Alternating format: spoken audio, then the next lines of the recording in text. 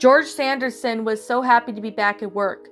After the scandal with Monsters Inc., its former boss, Mr. Waternoose, the factory had been closed for more than a month. And although George had enjoyed having some time off, he had been missing his colleagues and friends from work, and the work itself too after a while. Luckily, his friends, James P. Sullivan and Mike Wazowski, had managed to make a deal to the right people, and now the factory is up and running again. But with one big difference. Earlier, George had been the scarer, a monster who went to children's bedrooms at night to scare them and collect their screams. Now, he worked as an entertainer for the monster who entered a children's bedroom still at night and but to make them laugh. Laughter was the monster's world's new source of energy now. It was what the workers were collecting from now on. It was more powerful than screams. And to tell the truth, George felt so much better about himself when he made the kids laugh instead of scream. It was the first day at work since the factory had reopened, and George was on the 5th floor of the day. Feeling satisfied with himself, he had just smashed a watermelon into his head, which caused the little girl to laugh so hard that she cried. She felt confident and happy as half walked, half danced through the door to get back into the factory, and shared a smile with his lab assistant who was closing the door behind himself. Right before the door was fully shut, it suddenly pulled open again with mighty force. George, who still had his hand on the handle, pulled it back to the bedroom, where he fell over and was lying on the wooden floor. Crawling around, he could swear that someone was stepping right over him. But he couldn't see anyone. He just felt at the weight that it clearly felt as if someone was on his feet. But when that happened so fast, the whole experience had begun. Now George got back up on his feet, confused but fine, with a startled look on his face, though he walked back through the door again, only to meet a cry from his assistant saying, 2319. As he looked down at himself, he noticed a sock being stuck on his knee, where the assistant was pointing. Bad memories caused him to run and hide behind his desk, but this time the only thing caused happening was Mike telling the eager assistant, "Can tell ya, children are no longer toxic, remember?" George let out a sigh of relief, and that came out of the hideout, accepting the towel and handed him by Sully, who was to clean off the watermelon mess. Very soon he had forgotten about the whole experience. Randall's heart was beating so fast and so loud that he was actually afraid somebody would hear it and discover him. Despite his camouflage, he was hardly believing it, but he was back where he belonged. He had managed to get through George Sanderson's door without being spotted or sensed by anybody. Well, except from George Anderson himself, but didn't count. And he had gotten himself successfully out of the factory without any further problems. By now, Randall was out on the street, running with all the energy he had to do, determined to reach his own apartment as quick as possible, without the encounters of anyone. It felt so weird to be back, but he had been dreaming about this for more than a month. But now that he was finally there, it felt like he had no time had gone by at all.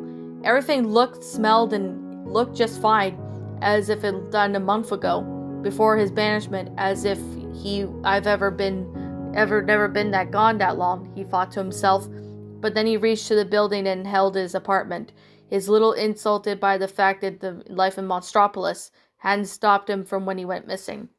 Randall lived a good 20 minutes, walked outside the city center, in a nice, calm neighborhood, mostly populated by elderly citizens.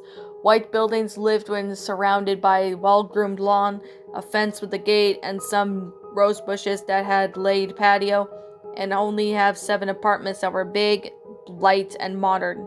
It was the earlier expensive place to live, but Randall received a big inheritance from his late parents on his 18th birthday, so he managed it well. He lived alone. He liked it that way. It allowed him to decorate his home the way he wanted it and to eat the way he wanted it. He had a luxury of being able to do whatever he wanted. Whenever he wanted, if he wanted to go out for dinner, he did. If he wanted to relax on the couch and watch a movie, he did. He felt as if he was going to bed early. He did. When he was the manager of his own life right now, there was nothing more he'd rather do but more of this building of paradise. And turned the key, and by the time he reached the mailbox, Randall realized that he didn't have his key. He always kept it in his locker when he was at work, obviously. He hadn't thought about it before retrieving it before Mike and Sully had thrown him through the darn door. He growled and noticed that a familiar headache was on its way again. For a moment, he actually thought he was going back to the factory and pick up the key, but he realized he probably wouldn't be there. His locker has almost certainly have been given to someone else. Why shouldn't it that he didn't work there anymore? As he tried to admit himself, he was probably very happy about it. He used to love his job as a scarer, but felt strange that the company was different now. He hadn't taken much time to notice when he came back, though. Sanderson's door, he had looked and he'd seen more than he thought. It appeared to Randall that the monsters were all working as clowns or something now. He didn't know what to think of himself. Having a job like that, what could possibly be worse than humiliating yourself every day? Just the idea of it made him sick. No, Randall couldn't care less about the fact that his locker at Monsters, Inc. would possibly be the possession of someone else now. But he gave the idea a closer thought. He felt fear struck him, and what if the same thing happened to him in his apartment? What if someone was in there right now, enjoying themselves in his home? Randall clenched his fist as if he was preparing to attack the intruder, but then managed to calm himself down. The apartment was probably still his. I've only been gone for a month. Nobody sells that apartment that fast. Still mine, it has to be. But more than he thought, and he got. Besides, it wasn't like the place that belonged to the police now or something. With himself believed to be gone for good, the place would probably still have been handed over to his sister. And she wasn't exactly the type of person to put an apartment up for sale in a short amount of time. But if he knew her right, she wouldn't have probably done it, or even been over to see it yet. Now that he was sure nobody had moved into this apartment, Randall felt calmer, but getting himself there was still a problem. There was no way on earth he'd be able to pay a visit to his sister to retrieve the key, and he didn't want to break the window or anything. This was tricky.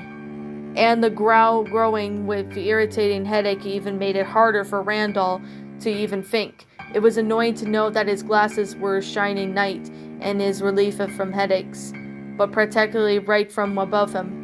He couldn't reach them due to the darn door. Once again, the door was between him and his target, and he seriously doubted George Sanderson would come out of this one and leave it open for him. After a good 20 minutes of thinking and moaning, Randall remembered that he had given a copy of his key to an old lady who lives next door to him in the building, just in case. While praising for the former of a brilliant idea, he walked through the doorbells. The only thing lacking now is that she's dead, he thought to himself. Then he pushed a button saying, Ladies Garrizzo. While waiting for her to answer, he looked over at the button next to the right to reveal that it was still said Randall Boggs. After about a few seconds of impatient waiting, squeaky voice finally answered for the speaker. Yes, who is it? It's, Randall wasn't quite prepared for this. It's Boy Scouts, ma'am. I am the leader of a local troop, and we were wondering if you need any help with anything in the house. Good God, he wanted to punch himself in the face. There was no way on earth he would try to buy this crap. Well, we're sort of trying to get ourselves a new badge. Randall rambled himself on it inside, felt the urge to turn around and then just leave before Miss Lorenzo could answer, sir, or considering call the police. This wasn't going anywhere. He was only fooling himself. Oh, the voice said for the speaker, and Randall's big surprise, the old woman sounded very pleased. Are you saying you're here to help me? How very lovely of you boys. Let me see. There's something actually... I think if you would be so kind, I could use a short pause followed as Miss Lorenzo needed a moment to think. You know, I think it would be easier if you could all just come on up. It's easier for me to explain, but if I could just show you. The music gifted the angels that wouldn't have sounded more wonderful to Randall. His ears then buzzing around with the door finally being unlocked. It was solemnly the most beautiful thing he had ever heard in his entire life. As he felt his 16 pounds lighter there as he opened the door and stepped into the hall. Well, 30 pounds lighter, maybe 16 was the amount of weight that he had already lost during his month in the shed. While inside, Randall quickly headed further downstairs and lived on the second floor, and preferred the stairs rather than the elevator. They provided him with a little extra exercise, and in the stairs, he would probably never get stuck by any of his neighbors, or at least his favorite things in the world being stuck in a tiny elevator with some of the old monsters living in the building. with it always being on talking to the youngster. Although Randall was approaching 29, they all ever talked about were the days have gone for their grandchildren. Their taking was often supplemented them with pinching his cheeks with the patter of his back, or both, telling him what a sweet guy he was. Although Randolph found most of his neighbors annoying, he was happy to live across the hall from Miss Lorenzo. She was different. When she talked to him, she was interested in him and now on how he was doing, not letting him on his latest gossip about his daughter-in-law or her daughter-in-law and her grandson's girlfriend's sister. She was a nice old lady who almost looked like she resembled a prune. She was warm and friendly and sometimes even came over for dinner. Bread, chicken, or cake for him as a thank you. Randall would normally help her with her groceries every Friday, with different jobs in the apartment, change the light bulbs and stuff. But Randall, who didn't want to be known as the sweet guy who was assisting the elderly, had told Miss Lorenzo not to tell anybody about their arrangement. If she told the people, every single senior citizen of Monstropolis would probably contact Randall and start asking him for favors. He didn't want that. He didn't want that at all, and Miss Lorenzo was wise enough to understand if she just listened to another reason to like her. When Randall reached to the second floor, he went over to Miss Lorenzo's doorway, who is still camouflaged, and he rang the doorbell. Then he quickly slithered his way back into the stairs and up the ceiling, waiting impatiently for her to open the door. He didn't like the idea of tricking her, but he really didn't have a choice. He couldn't let anyone know that he was back. As the old lady opened the door, she started calling for her voice that was a pitch or two higher from what she normally used. Please help me. Who's there? Miss Lorenzo turned towards him, but couldn't see anyone. Not surprisingly, since she had bad eyesight, the fact Randall was invisible, so could have had something to do with it. Randall yelled again, I fell on my way down the stairs. I can't move. Please help me. As the old lady started moving towards the staircase, Randall was still in the ceiling, starting to crawl towards the door, moving very carefully so that she wouldn't sense his presence. When he reached the door, he turned around to look over his shoulder and make sure he was on the way down the stairs before quickly entering their home. Miss Lorenzo's home was nice and cozy, but a little too filled up for Randall's taste. She had a little china monsters everywhere, thick rugs covered in every single inch of every single floor, and she had enough pillows to fill up the hotel, and the walls were covered in paintings and pictures of friends and family. Randall even found one of himself. While changing the light bulb in their bathroom, he wanted to take it down and, of course, burn it. He had reminded himself of what he had the important job to do. Randall knew Miss Lorenzo just kept her eyes shut in the drawer from the hallway and opened the first one up to saw. No key, so he opened the second one. More pictures, no key. Then he opened the third one. A bottle of bath salt, newspaper, more pictures, and even one more of himself. This one was just a different changing light bulb inside her own. Still no key. He could feel the panic on his way. Miss Lorenzo would be back at any moment. He had to find the key now. Fourth drawer, no key. He growled and looked over his shoulder. Fifth drawer, still no key, and he felt a drop of sweat running down his forehead. Sixth drawer, keys, lots of keys.